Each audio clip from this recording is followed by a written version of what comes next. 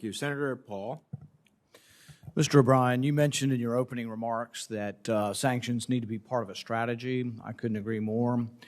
I would argue, though, that the vast majority of our sanctions have no strategy or have an incomprehensible strategy.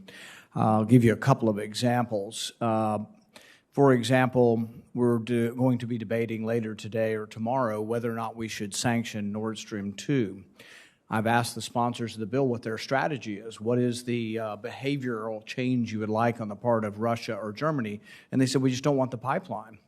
We don't want them to sell oil to each other, sell natural gas to each other. And it's like, well, that's not really a strategy that's achievable and not really one that really should be the role of the United States between two sovereign nations to say, oh, you can't sell natural gas to each other.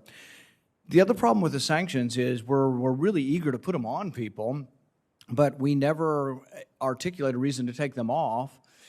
The threat of sanctions can actually have some effect. So, for example, Germany and the United States came to an agreement last summer, and they did issue a very succinct statement saying that if Russia were to invade or, otherwise violate the integrity of Ukraine, that there will be repercussions with regard to the pipeline.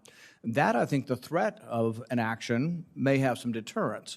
But if we just say tomorrow, we're no longer going to let you sell gas between Russia and Germany, I don't know what deterrence that effect has. And when are we going to remove those sanctions? So if you don't articulate what you're going to do to what the other country needs to do to remove the sanctions, why have the sanctions at all? Now, there are categories of sanctions where I don't think you're really trying to change a country's behavior. You just want to punish people. So you want to punish people for being corrupt? Fine. I've voted for those, and maybe those have a deterrent effect the same way we have a punishment for crime here deters other people from committing those crimes. You can make that argument. But it's hard to imagine. So, for example, we have sanctions on members of the Russian legislature because they advocated for the takeover, or they complimented Putin for the takeover of Crimea. So when will those be removed? When Russia gives back Crimea, I guess that will be in the next ice age or something. They're never going to be removed. And so if we don't offer to remove sanctions or give countries a reason why we will remove sanctions, then they're of no value. I would argue that it's very difficult to see a behavior that China has changed or Russia has changed or even Iran. People say, well, the sanctions against Iran worked. Well, they were international, so they were more formidable. But the reason they also worked is we finally went to Iran and said, if you do this, we'll do this. If you don't offer to do something, if it's always just punishment, punishment, punishment, and all you're going to do is say, we're unhappy with you, they are of no value. In fact, I just make it worse and make international relations worse. I know you don't make the policy we do, and this is more of a speech directed towards my fellow senators than you. But the question I would ask you is, what behavior do you see that has changed in Russia or China because of our sanctions? And not the criminal sanctions. I'm talking more about sanctions concerning policy.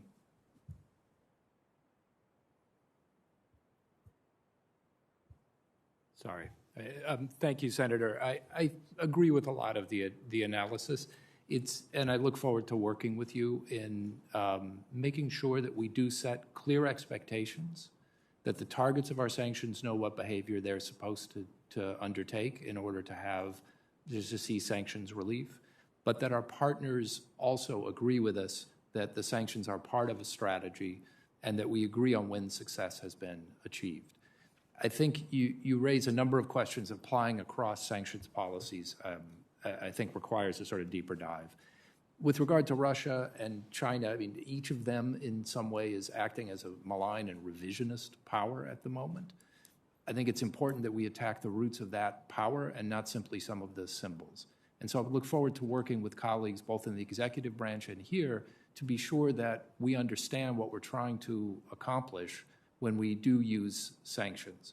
And that piece, I think, is important. I oversaw a sanctions program years ago where it became clear that by relieving certain sanctions, we could moderate some behavior, but that other sanctions were very effective at disrupting the core real power structure in the society and really did change policy behavior.